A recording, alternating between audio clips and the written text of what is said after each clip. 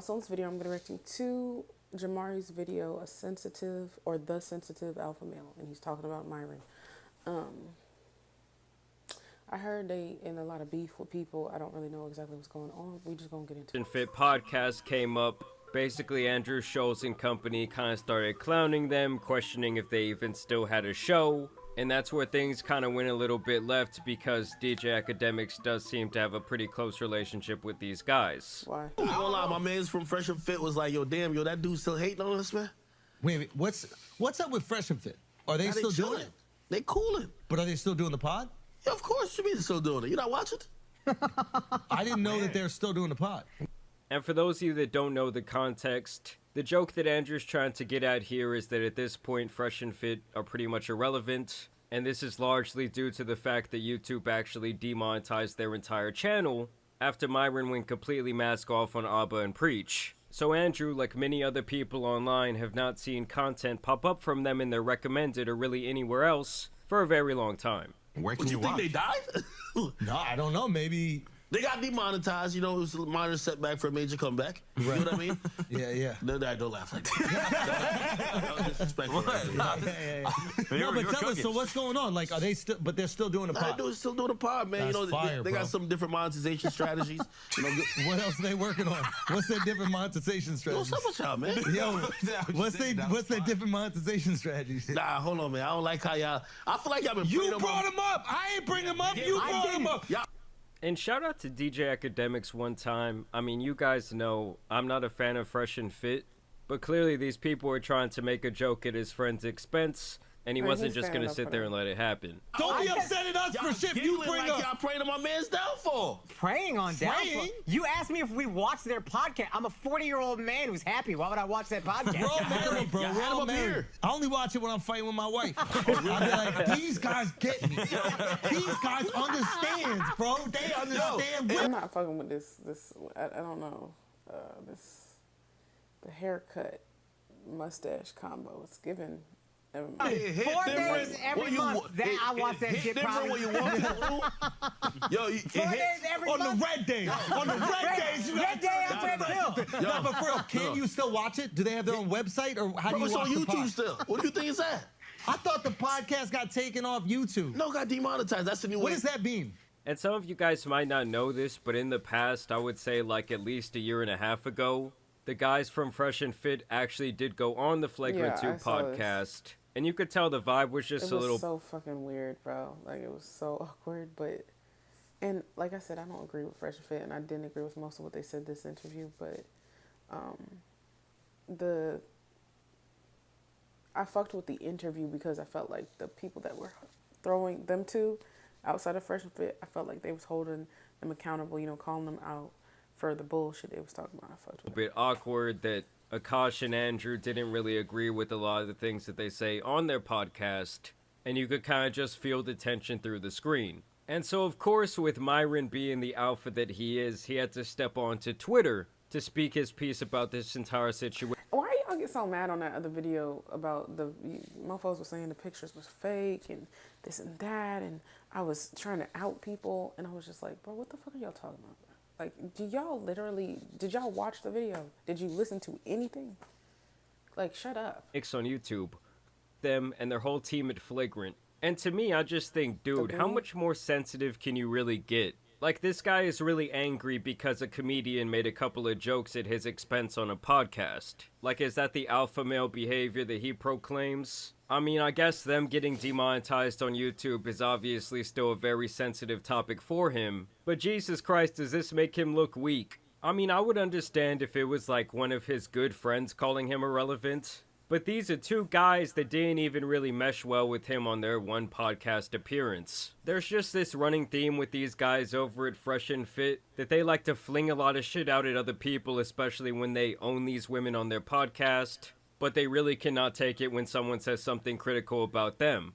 And I still get comments from people like, oh, why don't you fuck with Fresh and Fit?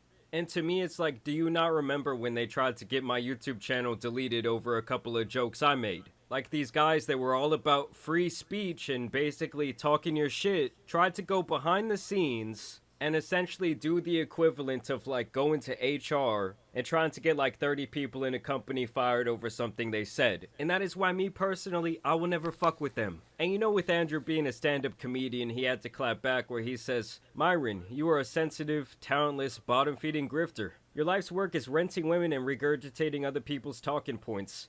Your arms are not developed enough for your shirts you wear, and your co-host is pimping you. Merry Christmas. So I honestly think he couldn't give less of a fuck. I mean, you guys have to remember this is a comedian's podcast. Jokes are gonna be made at other people's expense.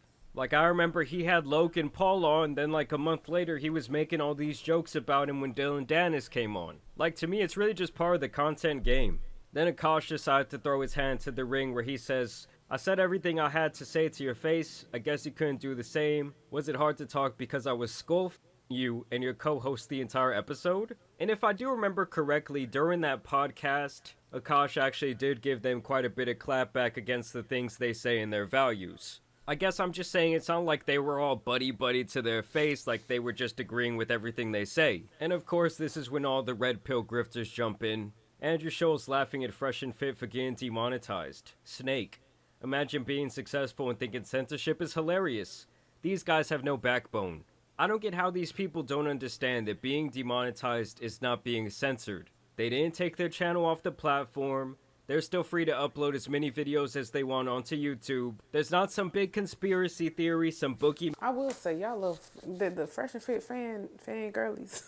Y'all is fan girlies. Y'all really be standing up for them. I'll give y'all that. Y'all loyal. Feel like some people don't have the ability to try to listen to something from an unbiased standpoint. That's one thing I can say I try to do.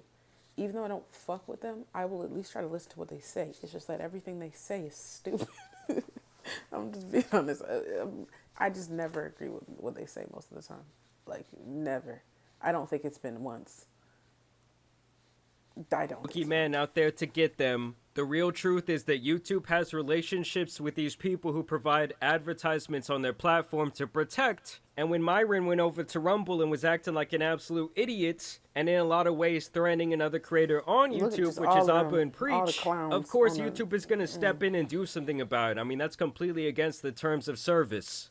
I don't get how people don't understand at this point that YouTube is a private company who can do really whatever the fuck they want. They are not a government entity. Like, if anything, the only one who tried to censor individuals here was Fresh and Fit back in the day. That's why this type of comment is just completely ironic. And I'm actually gonna go out on a limb and say, if a white guy had done and said the things that Myron did about Abba and Preach, he probably would have got completely banned from the platform, not just demonetized. And even the biggest clown in the entire red pill space had to step in to say this. The biggest pick-me on planet who absolutely no man wants to be with Pearl. She says Andrew Scholes is a failed comedian and Myron gets men to stop ending their lives.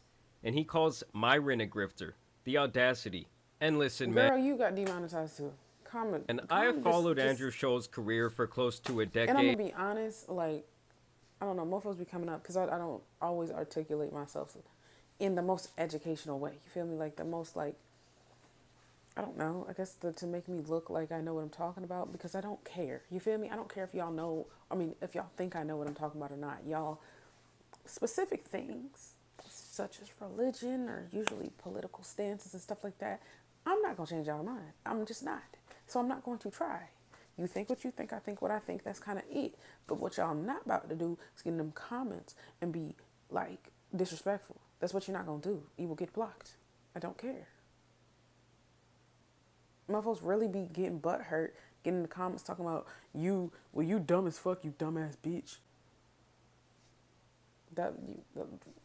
Sensitive as hell, emotional as hell. I'm sorry for you. But at the end of the day, I don't really. When he first started his podcast with Charlemagne the God, and while I don't really care much for his stand-up these days, to call him a failed comedian could not be more wrong. I mean, he has one of the biggest comedy podcasts on the planet. The dude just sold out an entire tour, including Madison Square Garden, where he had to add an extra show. And in a lot of ways, he has been quite a pioneer in, like, the internet comedy space. I just find the whole thing very ironic that these red pill types of people are so critical of other people and other movements, But the second someone wants to say just any little tiny joke at their expense, they kind of just have a complete breakdown and just start saying dumb shit like this, trying to discredit whoever was making the joke at their expense. And even with all of that being said, I don't wish for Fresh and Fit to get deplatformed. I don't wish for Pearl to get deplatformed. Because in general, I do not think that that would be a good sign for the overall ecosystem for YouTube. I'm just saying, like, dude, stop being such a damn crybaby all the time just because someone's making fun of your ass. But y'all let me know what you guys think down below.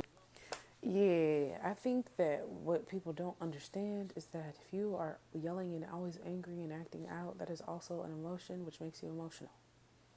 I feel like y'all think that because somebody is like talking, bitch, hoe ass bitch, all that stuff. I feel like y'all think that that makes them tough or manly or something, and that's not. That's actually very immature and sensitive and childish. And so I do think this title was right. The sensitive alpha male. He seems to be very sensitive, very emotional, gets very upset when people say anything. But he can say anything in the fucking world to anybody, and they're supposed to just take it and sit there. And I think it's hypocritical. Like I said, most of what they say to me, in my opinion, I don't agree with, and I feel like they're clowns. You know, and like I said, all that getting in the comments trying to act tough, y'all wouldn't touch me in person. You just wouldn't. You wouldn't, bro. And you damn sure wouldn't touch me if my man was there. It would not happen. So calm it down. I'm not taking that shit serious. Mute. Blocked. But anyways, like I said, I'm not surprised. This fits for him. Very fitting. But anyways, y'all like, comment, subscribe, follow me on TikTok. I'll see you on the next one.